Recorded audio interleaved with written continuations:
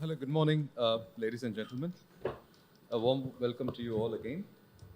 Today's discussion is about young leaders raring to go. To be clear, leaders are not about age, it is about action. It's about solving problem. It's about nurturing and enhancing. So here are a few leaders who will share their perspectives on how India has changed over the past 75 years and what is it for the past next 25 years. So as we look at India at 100, they will speak, they'll reflect on specific perspectives from their respective sectors. So without much further ado, let me introduce the panel. To start with, the moderator for the session today is Javed. He is currently the Assistant Executive Editor at the Economic Times. Other young leaders who are present on the dais today are the CEO and founder of Absolute Food, Mr. Agam Kare, the chess grandmaster, Ms. Tanya Sachdev, co-founder of Pristine Care, Mr. Harsh Singh, founder and CEO of MobiQuick, Ms. Upasana Thakur, co-founder of Sleepy Owl Coffee, Mr. Ajay Tandi. I also welcome the CEO of Public Affairs Forum of India, Mr. Deepak Maheshwari, for a vote of thanks at the end. Thank you, everyone. Javed. Good morning, everyone. It's great to be back in person after 2 years of endless webinars and Zoom calls. This session is sandwiched between two high-profile and heavyweight ministers, but I promise you this will probably be the most interesting session of the day. So, without further ado, we'll get into this. I'll start off with Upasana. Upasana, India at 100, the role of technology and financial digital inclusion. Where do you see that? So, thanks Javed for asking me that. I think that, financial services in India, is far away from reaching even 10% of India today. While 800 million Indians have a bank account, less than 70 million Indians have access to credit, and less than 30 million Indians have access to investment products or insurance products where they can protect themselves as well as earn a return. And the reason for this is, India today is 50% of India is less than 25, 26 years of age. It's a young India. Young Indians, millennials, they are not going to walk into a bank and open an account and ask about insurance and interest-bearing products and what returns can I make. This is an entire set of people that is completely hooked on their first computing device, which is their smartphone. Everything they need at the touch of their fingertips on their phone. So I do believe that technology will play a huge differentiator. And I do sincerely believe that with all the entrepreneurs and the fintech ecosystem in India already being, one of the top 3 ecosystems in the world, I do believe that India at 100 will mean that at least, if not more, at least 50% of the country will have access to all financial products. And I think technology and companies like MobiQuick and others will play a huge role in bringing those financial services to the user on their phone. I think that is the role that I see of a fintech player, working with the banks, the NBFCs, the insurance companies, the OEMs, and just making those services very simple and easy to use on your smartphone. Just like ordering food. It should be as easy as ordering food. And there I do have high aspirations. I think that the world has seen the scale that UPI has reached already. So while, India is not the largest economy in the world yet, but from a fintech perspective, we are processing the largest number of transactions today in the world. And I think that is an achievement, but it is also, not an achievement because it's only reaching 10-20% of the country and not 50-70% of the country. So that's sort of the big, goal that I would set for all the fintech founders. Let's achieve that goal when India is at 100. Thanks. Agam, you're kind of combining new age technology with an age-old, ancient profession. So what do you see is the role of technology Sorry, Agam, sorry. And so what do you see is the role of technology and how do you see that going forward? So, I'll give you a context on this. When my grandfather was born in 1929, we were a country. He saw in India where there were hardly any roads, transportation was bad, there were no cell phones, no television, nothing. And then in his lifetime, in those 70 years, he saw massive revolution happening. He saw an advent where roads came in, transportation came in, flights came in, and they became a daily course. Right? It became so easy for people. He saw social platforms come about, and he could find his friends there. It was crazy. And what happened in those 60 years will now happen at a much faster pace in the next 30 years. And you will be surprised by the speed at which technology will evolve. And in such a fast evolving world where we're still talking about semiconductors and very baseline sort of scientific things, we'll have to evolve and think, how do we talk about nanoconductors? How do we talk about acts around biodiversity? Because if India has to really move onwards from here for the next 25, 30, 50 years, 100 years, we have to think of that 25 trillion, 50 trillion economy at some point in time. These are answers that we need today. Otherwise, we will never build ecosystems, large ecosystems around these spaces. And the talent and companies will keep running outside of the country. And so if we really want to build an India which is powerful, which builds science and technologies and products in India for the world, so rather than Israeli technology, Dutch technology, let's say Indian technology for the world, Indian science for the world, if that transformation has to happen, we have to start thinking about these sectors today. We have to start taking steps today, and we have to start thinking what are policy frameworks we can create which are stable, which we today understand how they will work in the next 10 years, 15 years, 20 years, and start helping people build around those ecosystems. That is when the country will become powerful. That is when we will have large, vibrant ecosystems, much similar to how Valley has today, because they built it in like the last 60 years. Something like that has to evolve. That's my view. And in fact, on technology, I think there are a few niche sectors where the policy framework is still sort of at a place where we are evolving, where there is no certainty, where there are places we need to absolutely put our heads on. And one of that is, I come from a sector from biotechnology, so biodiversity is a section which needs very, very clear emphasis, very clear laid out policies on how the next 20 years will look like, or 50 years will look like. And which is one of the problem why you see in a number of places, especially if you just remain in the sector of agriculture and allied technologies, we have not really been able to come about with technologies which are as path-breaking maybe, and therefore looking at countries like Netherlands and Israel.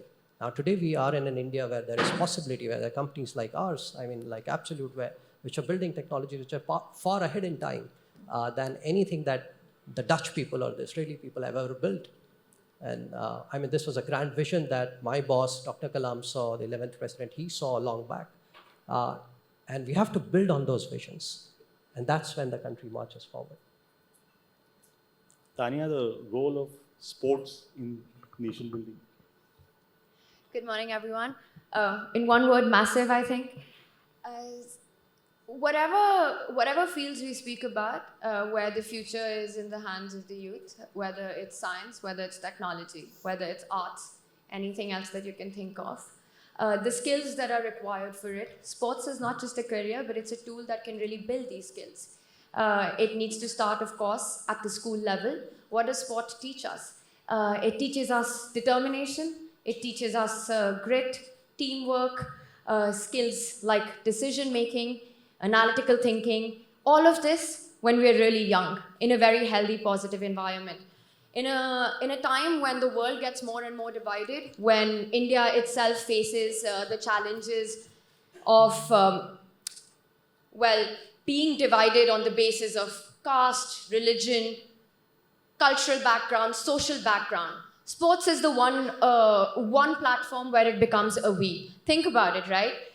When India is playing anywhere in the world, any sport you take, India Chess Olympics, where I was playing, when we won, or when Sindhu is playing badminton anywhere, or when we have our cricket team playing anywhere.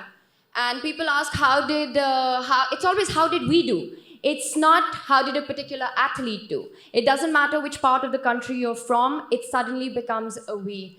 So I really feel that if whatever sports teaches us can be made a part of school programs, can be made a part of college programs, the energy of the youth can be directed towards picking up these skills with sports. We're looking at a very bright India. If you look at the biggest countries which have made so much progress, they have intensive sports programs, and there's a reason. They recognize it not only as a viable career option, but as a big tool for nation building. They say, there's this very famous saying that show me who your heroes are, who the youth looks up to, and I'll tell you the future of the country. When India is at 100, I hope we can have a lot of sporting heroes. Ajay, what are the challenges of building a consumer business? I think the biggest challenge for a consumer business is distribution.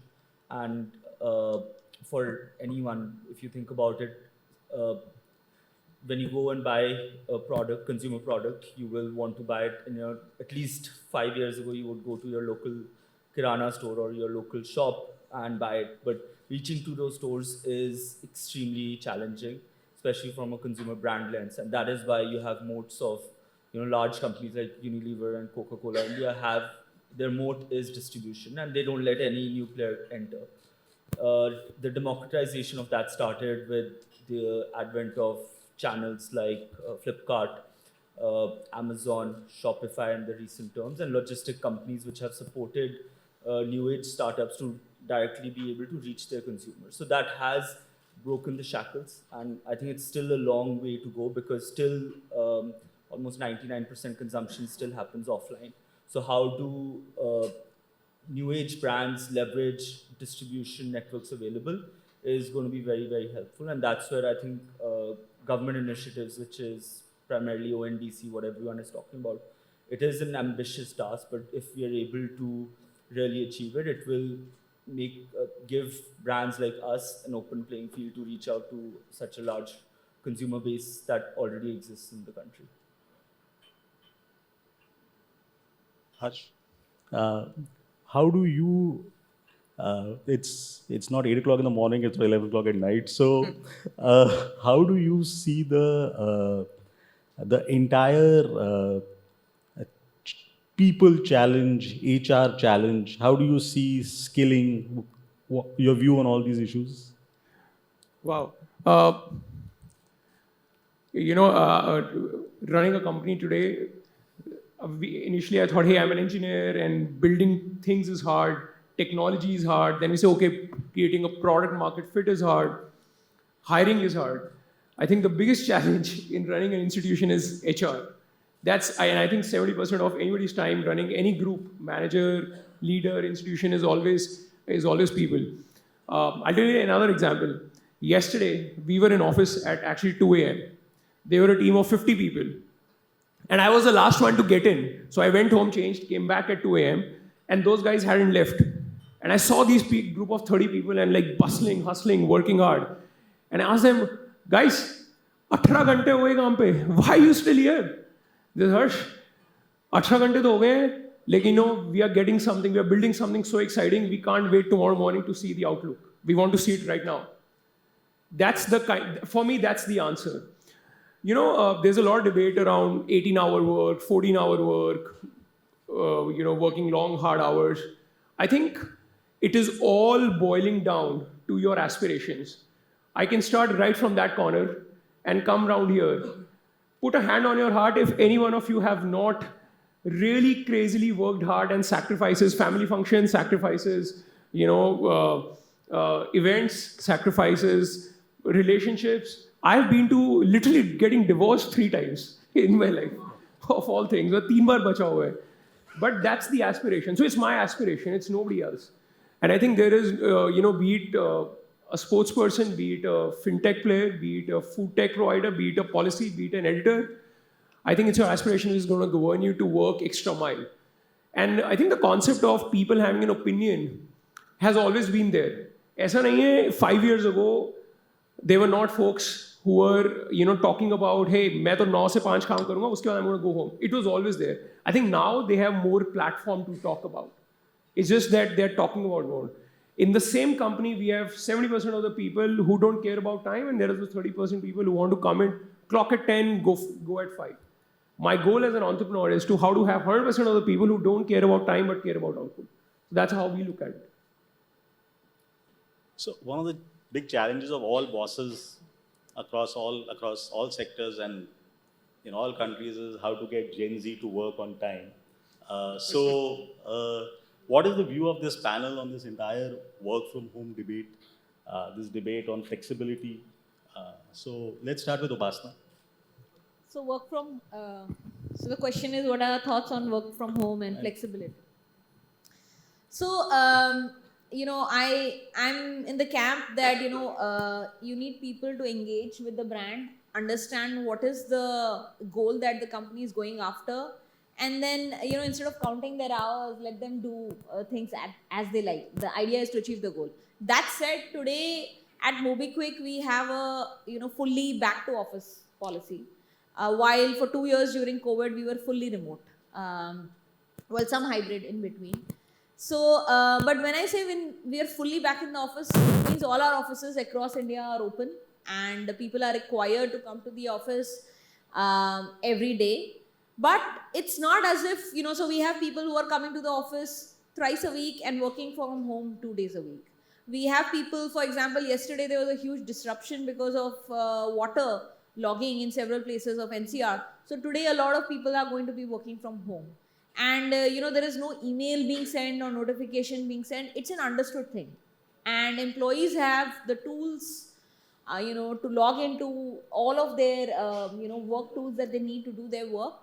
And because of the disruption of COVID, almost everything is available to work remotely. So as an example, even if I'm healthy and there are people in my family, let's say, who are sick, due to which I need to work from home, there is no issue. I can work from home that day, even though I'm fully fit and working, and I will be able to participate in all the, work things happening in the office as well. So I think that flexibility is important, but having no methods of tracking performance doesn't really work. So if you have a clear culture and tools of how work is being measured, then you can have people, working remotely. But can I say with a hand on my heart that not even a single person from our 500 people workforce, has not done moonlighting, has not tried anything crazy? I can't say that. I think that's it's a more of thing of trust that one has to see showing out in a person's performance. So we do very regular performance appraisals on a 6 monthly basis, and people who are doing something else, their performance will definitely be not at par, and therefore they will get told by their managers that you need to put in more work or you will be shown the door, per se. So I think that's sort of the construct that we are living with, that be human, be realistic, offer flexibility, but at the same time don't get taken for a ride either. Agam, to this question, I'll also add one more. What difference do you see in the people joining the workforce today as compared to, let's say, when you joined the workforce and when you saw people who were already working? So when I joined the workforce, at that point of time, there was no concept of work from home. And scientists always have to work from their laboratories, so everybody had to be in laboratories. So with our sort of company, especially what we have seen is we have left people, we have given people goals, and we have given them full freedom. If they want to work from home, they can work from home. If they want to come, they can come. It's up to them. But naturally, scientists cannot work from home, so they have to come to their labs. So they come to labs. Now, at the other hand, techies, the IT folks, they can work from anywhere. So they have goals and they can work from anywhere. So it's freedom for them.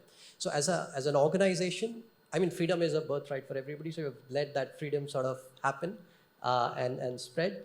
At the same time, an organization is driven by purpose, by a certain goal that we are trying to achieve. So as an organization, we have set up an engagement metrics. How do we engage with people, whether they are there here or they're not here? Today we operate in 16 countries, so not everybody is here. Everybody is spread out in 16 countries. So anyways, people are not here. There are n number of people outside. So we have to create a framework where people can engage whether they are here or not here. That's organization's job. Now, accountability is the other thing.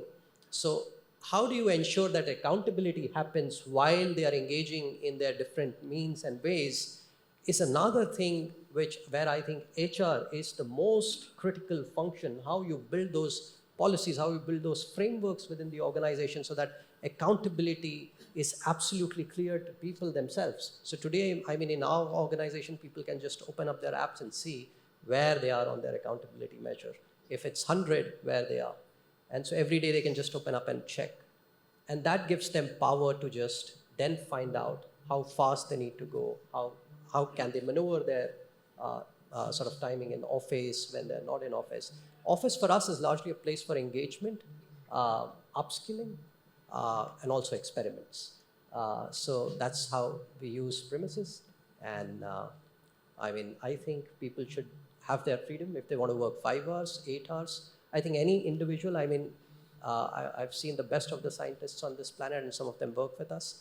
A lot of them actually spend about 5 to 8 hours, 10 hours at times, depending on their choice in laboratories, and a lot of time thinking. And so it's up to them what they really want to sort of do. So, Ajay, adding on to this question, Yeah. What do you think motivates young people? See, I'll start with my own example. You asked him how was when he started working. I started my career in investment banking, and I used to work 9 to 5, 9 a.m. to 5 a.m. for about 2 years. And it was not fun, but you do it, you're young, you're driven by the work you're doing, you're learning a lot. But can you survive doing it without any creativity or passion? I don't think long term it's sustainable. In terms of young people today, they're highly charged up, highly motivated, but you have to understand like simple things. What motivates young people today is very different from what it did about 2 decades ago, right? There is information overload. People know what's happening across the world in seconds. So as an entrepreneur, your job, like Harsh realized, even I realized about 2-3 years ago, that I'm not really a coffee entrepreneur or a business person or finance guy. I'm honestly a coach of a team, and it is a sports team. Sports team don't work offline very well, online very well. I feel like you need to be in the ground. You need a specialist wicket keeper. You need a bowler. You need different people who play different roles, and they all come together to play the match, win sometimes they lose. So that is what you have to keep doing. That as long as people are motivated, you get the right people on the bus, and you have a direction in which you are doing something that is greater than what you've done as an individual before that, people will be charged up. So our mission is very simple. India is in a situation of a gold rush of sorts. We are selling, and people who made money at that time were selling shovels and Levi's jeans and all that. These guys are going to work really hard. They need coffee to survive. So Sleepy Owl is just going to power them through and make India a country of coffee drinkers and at 100. So that's our aim. So no work from home for your people. It doesn't work, right? A salesman has to go to the store. So now I can't sit in at my home and direct him ki order kitne mile or nothing like that. So it depends from business to business. Our business is by nature of it needs interaction, and beyond that, I feel a lot of work happens in places of not your desk, but you ask any startup, right? Where do a lot of ideas get shared? It's the bathroom. It is the pantry where people are interacting with each other. Something comes up. So those two places also hold a lot of importance in any office. So clean bathrooms, clean pantries, which happen at an office space. So I feel like those micro interactions lead to a lot of problem solving, a lot of cross, so that you don't end up working in a silo. Like a different department person might meet someone, interact with each other. So I think Jobs had this when he went to Pixar. He built the toilet, as an example, outside the two major buildings. Everyone had to go from different buildings, different departments to those buildings. But the idea was that, okay, hopefully creativity will happen when they interact outside their space. So yeah, so learning from that, I think it's important to get human interactions and keeping that going.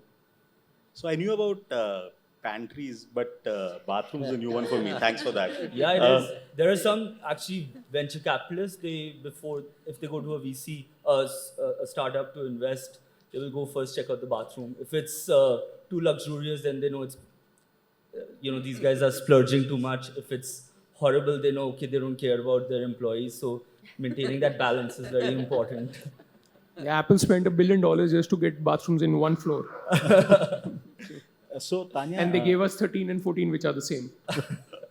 So Tanya, you come from a field where there is no office, but lots of discipline and lots of focus. So what's the mantra? It's interesting because this work from home, and I was thinking about it because for chess, the office space for sports, for chess, it's your training space. And I would say championships and tournaments would be something like a big project that you're working for, or your big board meeting, or those big moments in life. And it comes down to what Ajay mentioned as well, that work from home or work from anywhere, it comes down to how much you love it and how much you're enjoying it. Whether how many hours you're really able to put into it, how efficient it is, or is it just numbers, it comes down to what it means to you. And the one thing that I've learned through sports is that to find your passion is not that hard. You have to just ask yourself, what is the one thing that you can't be talked out of? And if you can figure that out, then you know that that is what drives you. Now, I'm not an expert from work from home, and I don't know how this translates into boardrooms. But the mantra probably comes on to exactly, once again taking from where you were speaking about this, that what works for the employees and what works for us sports person is purely what drives us, and that is the love for the game. So if you enjoy what you're doing, whether it's work from home, work from a beautiful office, or the toilet, I think it's all going to be good. Harsh, what's your view on? Do you agree with Rishad Premji on moonlighting?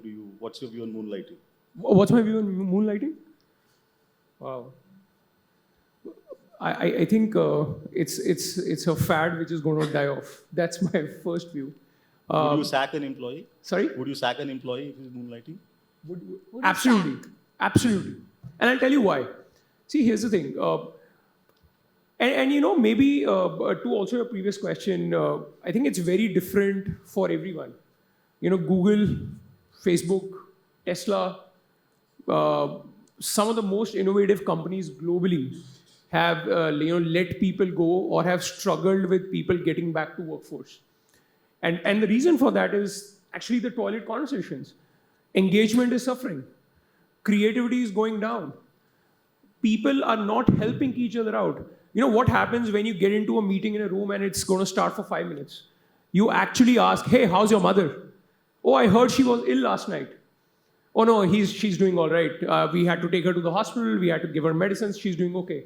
Hey, let me know next time if she falls ill, give me a call. I'm always there. I live very close to you. Hey, thank you for that. This conversation, very, very unconventional conversation, creates a bond between two folks. So next time, when I'm struggling with my Excel sheet or struggling with a new idea, I know I can reach out to this person because he seems to be the one who's going to help me out. That doesn't happen on a Zoom call. We are all cameras off, mics off before everybody jumps in. So engagement, creativity definitely suffers. I think there's another problem which all of us cannot ignore, and somehow we are part of it. So you have to understand when, and maybe I'll take a liberty of saying when you were growing up, there wasn't that thought of saying I had to travel 10 kilometers on a chuk-chuk bus to a school is actually a reality.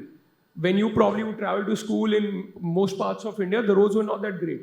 When we grew up, they were far better. But if you are living in Gurgaon or NCR and you are going to school, the roads are far better. I mean, of course, there is improvement to be done, and with the rains, a lot of questions. That's your first child. Then the child grows up and they need information. When I needed information, I had to go to public libraries. Then I had to go to libraries in my school. I had to find people, write them, ask my dad to find a connect in his group if I wanted to learn about a new information. Today, I just open my phone and Google it, right? When we had to order food, We had to really go to the restaurant, wait for 5 hours. Today we press a button, it comes back. That's our generation. Even for dating, we had to work hard. Who now learns what is that first dialogue you have to talk to a girl that she will look back at you?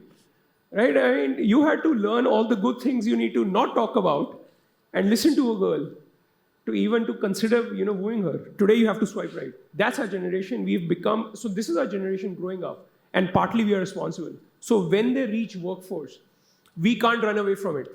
Frankly, we cannot run away from it. Another thing, when we were growing up, I'm in a good job. The opportunities outside to really awesome, amazing young companies doing fintech, doing amazing coffee, doing agriculture, doing AI in chess learning, they were not there. Today, those opportunities are there.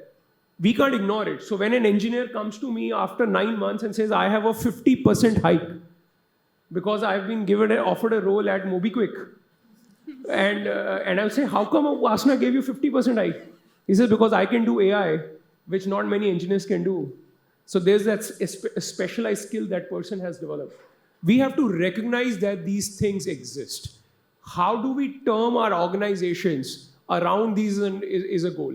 We can't run away from it. So I cannot have 100 people join us. We have 2,000 people in the company today and expect not to have them ambitious, not to have them aspirational, not to give them a good work life, not to give them a good office, good team of colleagues and expect that they would stay in the company.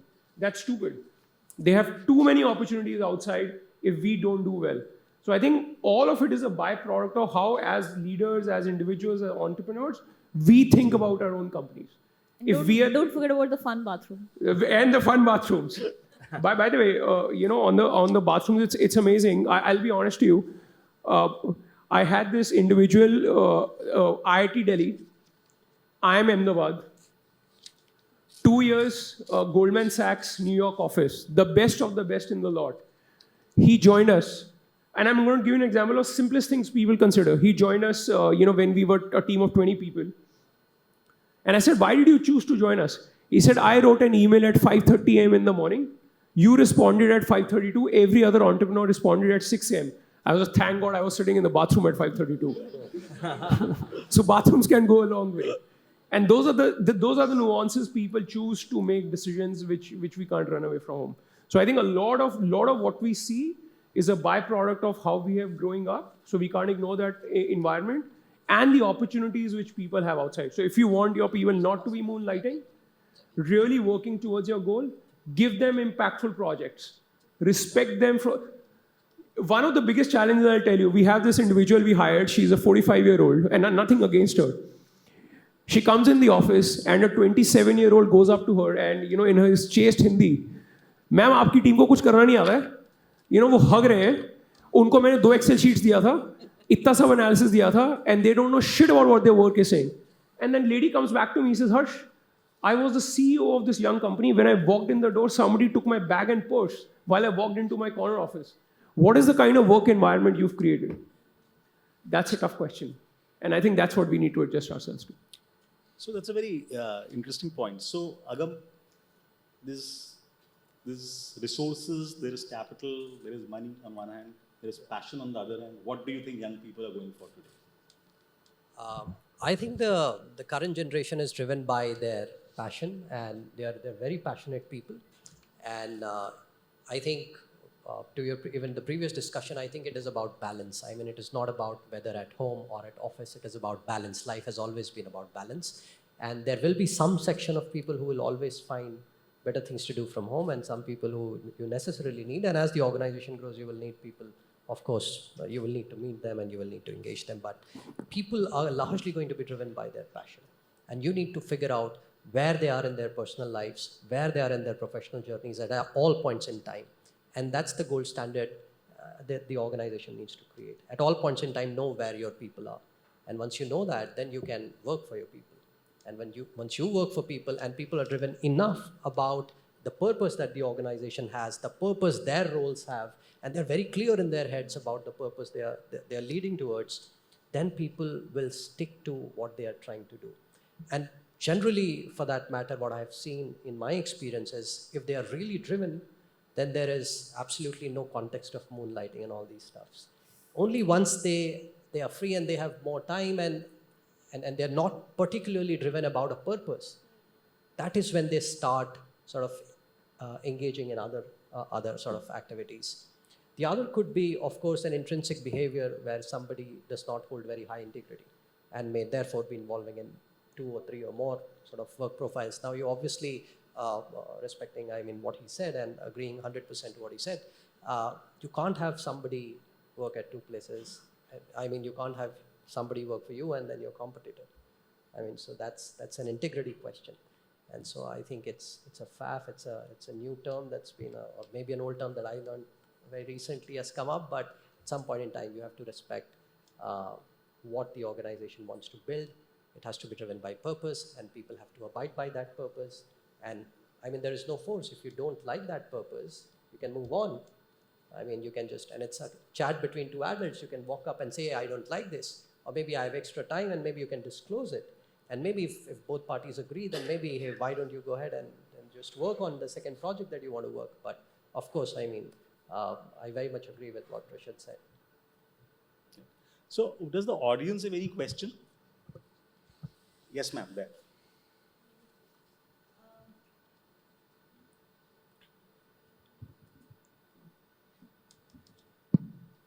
Hi everyone, my name is Sukriti. I think this panel represents hope, and unfortunately, hope is not something that happens in everyone's life, right? So I think passion and practicality is something that the youth should be aware of, that how practical that passion is. I have 5 nieces and nephews who inspired to be bunny from Ye Jawani Hai Diwani. Can everybody become one? We don't know. So as young entrepreneurs who made it, what advice would you have to the youngsters about knowing the difference between passion, practicality, and when to know that, the dream that's not letting you sleep needs to be changed a little bit or altered a little bit to suit the reality? Good question. Anyone who would like to take that? I think Tanya. Tanya? Yeah, I was thinking. Yeah. Hi, what's your name? Hi, Tanya, Sukriti. Big fan, by the way. Thanks. Sukriti, that's a really great question because you're absolutely right. It's very easy to talk about what we're passionate about, but then questions of, is this a viable livelihood? Can you actually make a career out of it? Pressures from everyone around. These are very practical questions to answer, and the balance is key here. I think it's very important to also look at what you're passionate about, be very clear with it. Whatever you do decide, do not lose out on that. I really think that adds the energy, the hope that you were talking about to our life. Do not give up on that completely. Whether you make a career out of it, that's a very good question. I'll give you an example from my own home. My brother, he started playing golf. He loved golf a lot, but he started very late. I started when I was 6 years old. He started golf when he was 15. Now, very passionate about golf, loved every bit of it. Used to wake up at 4 in the morning, didn't matter if it was summer, out in the sun just playing. But practical situation. Too late to become a professional golfer when you start at 15. It's a tough sport. You think about, okay, I need to start earning, what about college, all these questions. He played golf at an amateur level. It was heartbreaking for him, but he decided that this is not a viable career option. Eventually, he went on to become a banker. He's currently very successful at HSBC in Singapore. And the best part of this story, the happy ending of this story, is that for him, the biggest deals he makes are on the golf course. So it's very important to remember that, yes, it's true. We might not be able to follow our passions. You have to take that call, whether it's viable or not. But don't ever lose out on it. Whatever you do decide to do in your career, that will bring you hope. I'll add something. I think you naturally actually don't choose your passions. I think you talked about something somebody cannot talk to you out of it, right? Passions choose you. But I'll also tell you that I think we have many people being not very truthful to their passions. At least that's what we believe. An example, when I was growing up, I thought कि मुझे तो cricketer बनना है. Every young guy, unlike golf is a very expensive sport. Cricket is cheap. You can get a a bat and $100 and start playing on the streets. So I thought I want to be a cricketer. And I went to my dad, I was like, I want to be a cricketer. He said, dude. And he didn't say dude. I'm sorry, that wasn't my lingo. He used a different language. For him, dude was more like kaka. Right? He said, 100 crore लोग हैं हिंदुस्तान में, 11 लोगों की cricket team बनती है. How would you get chosen? Now think about it. Looks almost impossible. Now think about it again. 100 crore लोग हैं India में, at least 20 साल पहले 100 लोग थे, या 30 साल पहले 100 थे, अभी ज़्यादा हो गए.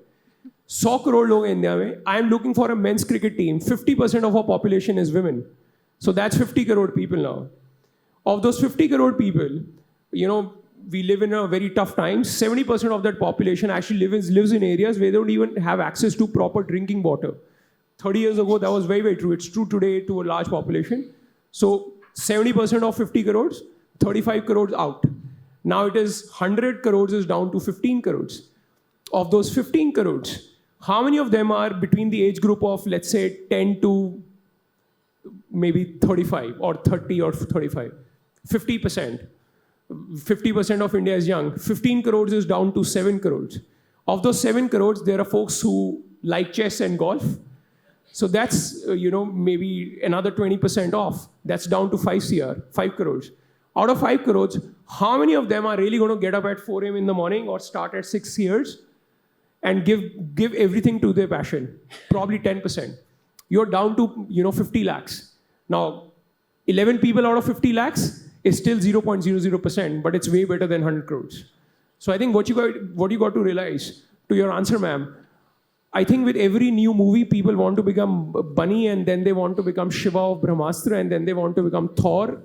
I think I've seen very, very few people really go after their passions. Very few of them. And the passions just wade off far too quickly. Otherwise we would not have somebody like, our former president, Mr. APJ Abdul Kalam, who could study in, street lights. And you have examples of successful folks all over the world, be it cricket, be it chess, be it politics, everywhere. So a lot of people talk about passion. Very, very few, less than 1%, really follow it. I think that's a big problem. Great answer. I'm afraid we'll have to end it here. We've completely run out of time, and I'm going to now ask Deepak to give a quick vote of thanks.